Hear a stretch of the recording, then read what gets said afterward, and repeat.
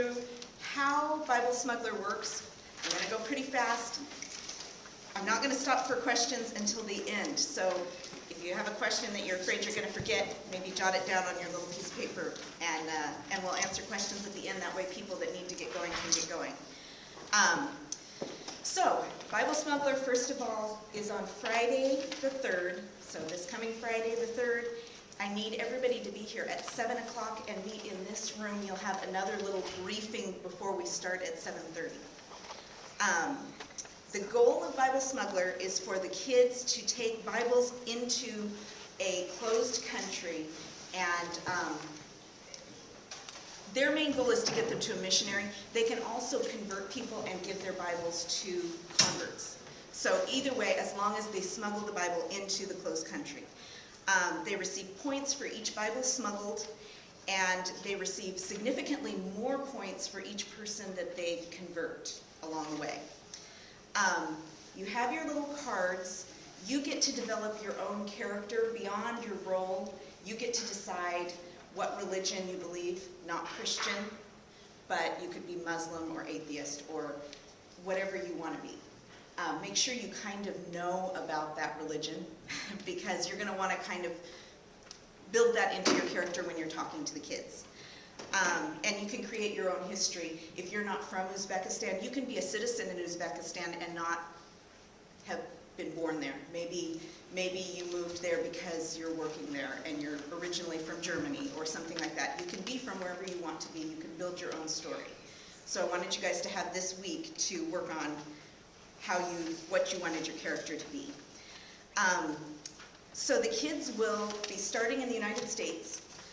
On your little maps, you'll see that the United States is this nursery room. I think it's room 7. All the kids will start there. They will move into the next room, which will be our plane, and they will fly to Uzbekistan. And once they're in Uzbekistan, actually, as they go on and off of the plane, each time they'll go through customs. Our customs officers are Brandon and Andy. And so I was going to have Brandon be my customs officer as the kids get on and off the plane in Uzbekistan, and Andy as they go on and off the plane in the United States. So you'll be on one end of our airport, and Brandon will be on the other end of our airport. Or you guys can switch, you guys can talk, but one needs to be the U.S. one. The one that's in Uzbekistan will be meaner. So whoever wants to be really mean, they're going to be the ones that are going to be putting people in jail. They will check passports. This is what the kids' passports look like. The kids get to choose what country they're from. They get to draw their own picture. If I can open it right. So this one's put together backwards. This one. So all their information will be right here. They'll draw their own picture. If they draw themselves with blonde hair and they have brown hair, you can take them to jail for false paperwork.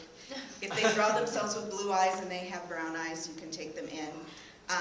If they say they're from Spain and you ask them... The customs officer does it? The customs officer, well, we won't actually transport them to jail. We'll have guards, but you'll tell them that you're being detained and you'll pass them off to a guard who will take them to jail. If they say that they're from Spain and you ask them, well, where do you live in Spain? And they say Eugene, you can take them away. Anything, I mean, you can ask them anything you want to put them into jail. Don't be too mean. We don't want them to spend the entire time in jail. So, but those are things that my customs officers can do to catch kids. You want to ask the kids why they're coming into the country. All the kids will have their own backstory. They won't say they're coming into the country to smuggle Bibles, hopefully. There'll be a teacher coming to, teach in the schools. There'll be a nurse. They'll have some sort of backstory, so you can ask them why they're coming into the country. We will have stamps, so as they go in and out, you'll stamp their passport. And the airport guards, I think I have Nolan and Jeremiah. Is that who? Are you my other airport guard? They will be the ones who you will send your felons to jail with. Who are they now? Nolan right there, and Jeremiah right there. Sharing the gospel. The kids can share the gospel with anyone. They can share the gospel with the guards. They can share the gospel with the stewardess. Esther's going to be the stewardess on the plane. They can share the gospel with anyone in the event. So, now granted, if they share the gospel with a guard, they risk going to jail. But they might plant a seed, and the next time, the guard might come to them and say, you know, last time I was talking, weren't you telling me about, you know, and so guards can be softened and guards can be saved. And once a guard is saved, or the jailer can be saved, don't shake your head. The jailer can be saved. Once they're saved, you get to respond to that child differently than you respond to the other children. So you're going to have to keep track of who has talked to you, who has converted you, because then that child you're going to help. The other children you can be mean to, but that child you're going to assist. Because to the other children you're still not saved. Each child you have to be converted many times. So does that make sense?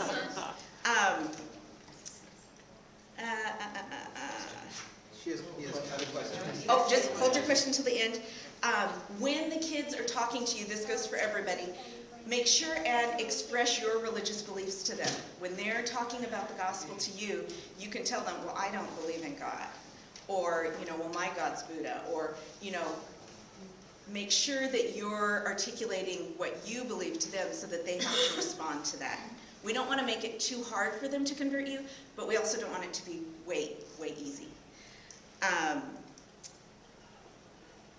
In order for them to convert you, they have to get across to you that everyone has sinned, and I'll make you a little card that you guys can have, that everyone has sinned and is separated from God because of sin, that God loves you so much that he sent his son Jesus to die on the cross, he was buried, and he rose again, and all you have to do is believe that, and you will be saved. As long as they get all of those pieces together, then you're allowed to be converted. Once you're converted, you need to keep track that you were converted by this child, because they'll get points for that. And they can give you a Bible if they convert you. You will keep records of who's talked to you, and then one of the important things, if they say things that, obviously if they say things really cute, jot those down, because we love those kind of things. But if they say things that are theologically kind of not right, write those down. Don't correct them, because you don't know. You're not a Christian. So just jot it down that so-and-so believed in reincarnation or something like that. Keep track of those, because those are things that then we can later address with that child outside of Bible smuggler. So I think that's it on sharing the gospel. Finding the missionary. When the kids land in Uzbekistan, they're not going to know where the missionary is. They have to go all over Uzbekistan looking for him and trying to avoid the guards and the spies. And Patrick's our missionary, and he will be moving from place to place. So because once a lot of traffic goes to where he is, it's going to get hot there and he's going to have to move. So then they're going to have to find him in a different place. And the kids can only carry one Bible at a time to the country. So they'll have to fly over, smuggle their one Bible in, then they have to come back to the United States to get another Bible. So they have to be going back and forth and back and forth. Or some of them may catch on that it's actually, they get more points if they stay in the country and convert people. So some kids may not choose to go back and forth. They may stay over and try and convert more people. Guards. I have Zach and Jonathan are going to be my guards that are, tell that they're guards, and they'll have a little station and they'll be able to, hey you, come over here, I need to see your paperwork. They'll be able to randomly pick kids to search. We know, not like really search, but to search, to go over their paperwork. You can also ask them questions about their passport, things like that, to try and catch them. And then you can take kids to jail. Kids go to jail if they lie. They cannot lie. If you ask them if they have a Bible, they have to say that they have a Bible. It doesn't mean you'll necessarily take them to jail. Kids cannot lie. We do not want to encourage them to lie. They can bribe, however. So they will have... Hey, they do. Missionaries do. That's right. True. It is true. So they do have smuggler bucks. So these smuggler bucks, I doubt that they'll be using for much bribery because there will be a little store where they can buy food. And I anticipate that they will be more interested in buying food than bribing with their money.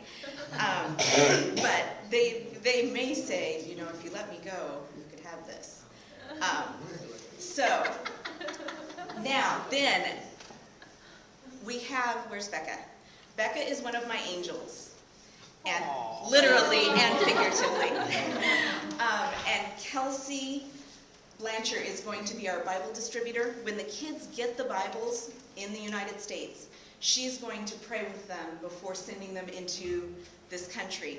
And they can pray for things like, you know, God, help the guards not to see my Bibles, or help me not to get arrested, or they can pray things like that.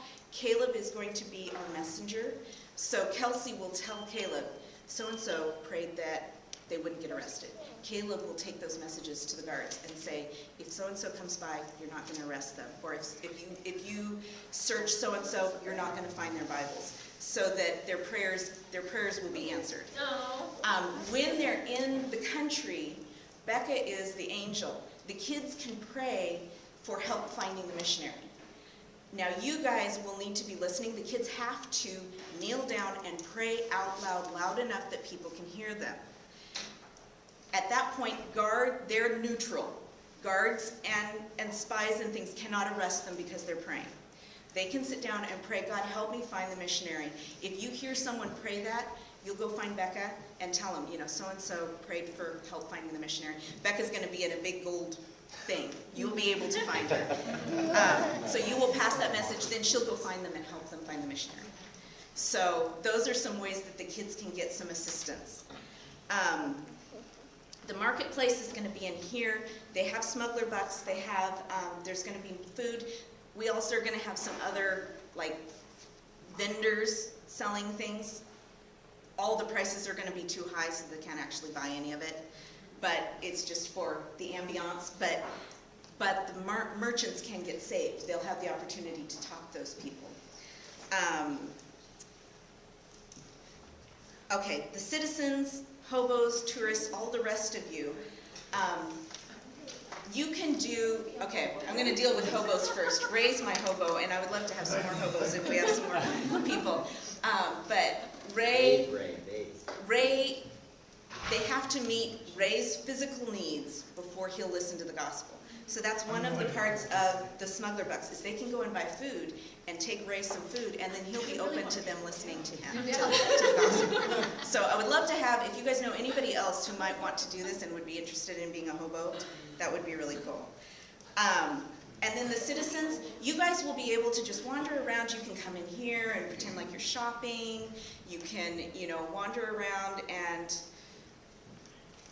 do whatever you want to do within the city. Pretend that you're, you know, doing washing or whatever.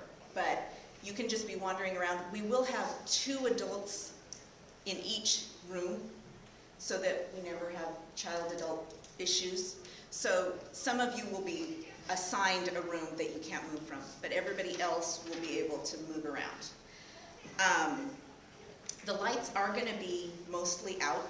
We're going to have little candles and things so that it's mostly dark. The kids are going to bring flashlights. You guys may want to bring flashlights just because it'll seem more real if it's dark. And you can hide better if it's dark. When Bible Smuggler ends at 10, the kids will all fly back to the United States. You guys will take any Bibles that you have and bring them to room 242, any that the kids have given you. The Bibles are different colors. They're little tiny Bibles. They have gospel wheel scriptures in them so that the kids can use them to convert you. So bring all the Bibles, because this is how we can count how many each team got. And also bring, we will be giving you something to keep your records on of what kids said and who converted you and things like that. So bring your records and the Bibles to 242, leave them, and change out of your costume if you're wanting to join us for the debriefing, because we want to cut off the characters, and then we're going to have the kids probably in the sanctuary, I'm thinking, or in here, one or the other, where we're going to do a debriefing and just talk to them about their experiences. What was hard about it? What did you do? Because the kids are going to want to talk about what happened. They're not going to go to bed yet. So, so we're going to have a little bit of a debriefing. If you want to join us for that, just make sure that you change out of your costume first. And that's my big blurb. So now, if you guys have questions, I'll answer questions. And if you need to go, you can go. Age range of the kids? 3rd to 6th grade. So they're about, Caleb, what's 3rd to 6th grade? 8 to 11? Thank you, Ray. 8 to 12, yeah. Can the missionary get arrested? Yes. Nightsticks? If you get arrested, then we're going to have a problem because they won't, because they can find you in jail. Yeah, but if the spies and guards do a good job, there'll be a lot of people in jail. Well, how do they get out of jail? Yeah, how do they get out? Their own behavior will be part of it. There will be a time, a basic time, if they're on good behavior or if they've converted the jailer. What about? If they've converted the jailer, he'll let him go right out. Won't shoot. That's the big answer. If they get on their knees to pray in jail? The angel. Really? Yes. Can the angel help them if they get on their knees to pray in jail? Yes. We may do this. That's a good idea. We have 2 jailers, so one of the jailers could go deliver the message to the angel to let them know. Yeah, I think they should be able to pray to get out of jail. Poor Adam. So Becca can come steal your guys away from you. Couldn't people be texting? We thought about texting, but I think it would be too distracting. I think I will have, Becca will have a phone and Patrick will have a phone, and we're going to allow Patrick to text Becca to tell her where he is. Okay. But beyond that, I don't want there to be a whole lot of texting going on. What about like walking with ear? Well, do we have a bunch of walkies with you? Church has a whole bunch. That'd be easier and faster. Well, that would be super. I didn't know we had that capability. Yeah, we have 8, there's I think 8 or 12 walking, and I think they have earpieces too. Would you check and see how many earpieces we have? Because then we'll decide who gets those. Cool. That's great. Jonathan? I was just going to, for 2 questions for the guards, is confiscating, like, they don't lie about the Bible, but they say we have the Bible, and you mentioned that we don't necessarily take them to jail. Did we confiscate the Bible in that You can instance? decide what you want to do in Okay. that case. You can confiscate the Bible, you can take them to jail if you want to take them to jail. Maybe they start witnessing to you and you decide to listen to them. You get to decide how you want to handle it. And you don't have to always directly ask them, do you have Bibles? Right, right. But if you If do it ask comes them up. that, they have to answer. Right. Once they've run over all the key points that you told us are we supposed to then, at that point, always convert because they've said all the right things? Or are we supposed to be? Not necessarily. So we get to just choose? Yeah, you get to decide what your character's like, and if you're still hesitant, they may have to come back, and then the next time they come through, they may talk to you again. I mean, because we all know it doesn't always happen right away. For most of the time, it doesn't happen right away. So they may have to come back, and when they're in the country the next time, they may find you and talk to you again. Are all the kids going to be wearing name tags for the ones that don't normally work with them?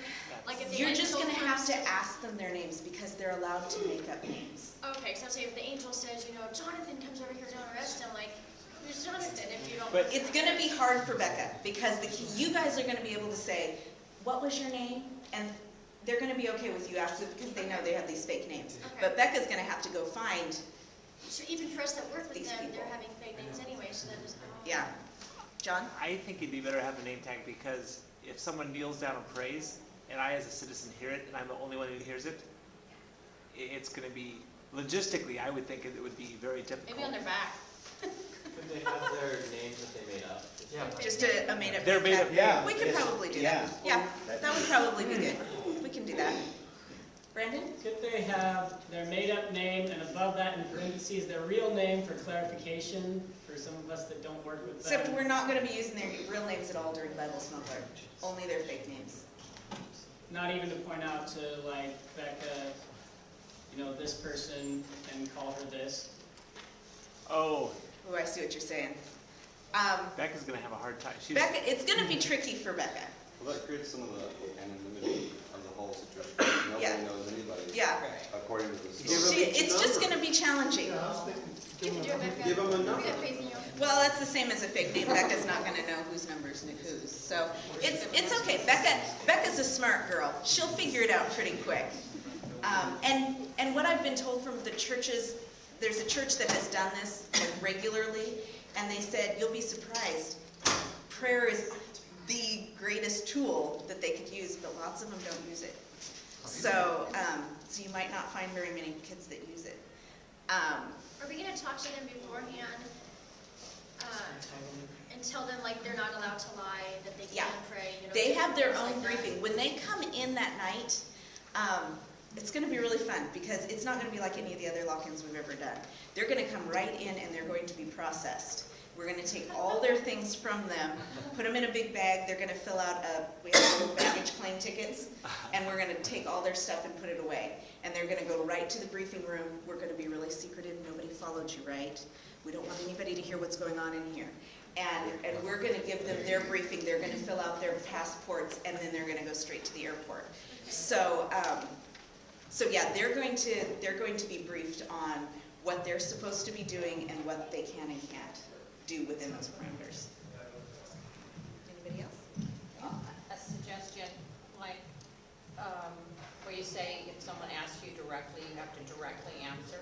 That's not reality. So, but if they don't lie, that's a different thing too. So, there's a lot of times you can say, well, look at my suitcase yourself. Yeah, yeah. And That you they can just tell can't them- lie. You can They tell can't them lie. that kind of thing, that can be a response. yeah. Right. That it's not a direct lie, because that's reality. That's in Right. that scripture. I mean, a white Right. man does not tell all he knows. I mean, that's. Right. We just don't want them saying, no, I don't have any Bibles. Because we don't want to encourage them to do that. Ryan? Who are the spies?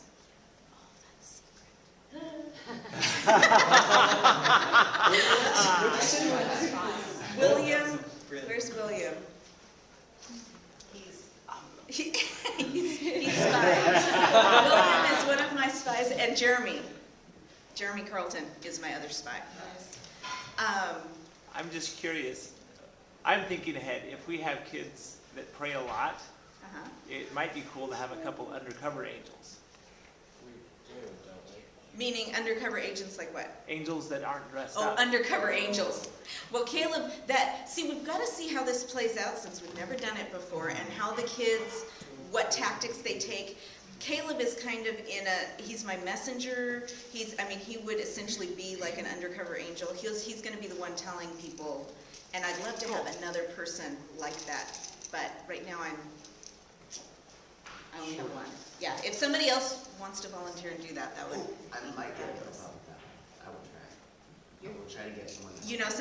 If you guys want to, the more people we can have, the better it's going to be. There'll be more people for the kids to talk to. It'll seem more like a populated country the more people that we have. Esther? So you said that people will be flying in and out. Yes. So how do I do it? Am I supposed to just take the kids that happen to be in the room, fly them back and forth, or is it individual, have a seat, you're on the airplane, take care of each one individually? How's The that plane is supposed to be? kind of complicated, and since it doesn't deal with anybody else, I was going to talk to you about how they'll go to and from and through the customs places. Okay. Because it is kind of tricky. Evan? God? Yes, the angels are the messengers to God. That's right. And Do you have enough volunteers that are going to process them when they get here, aside from these people who have their individual roles? you and me and Nolan and Caleb and, I can come early too. do you want to come help process? Okay, good. Yeah, I think we have enough people to process. I don't want too many of these kind of people, because they're gonna be characters That's, later. yeah, that's why I wasn't sure if you had separate people. Yeah.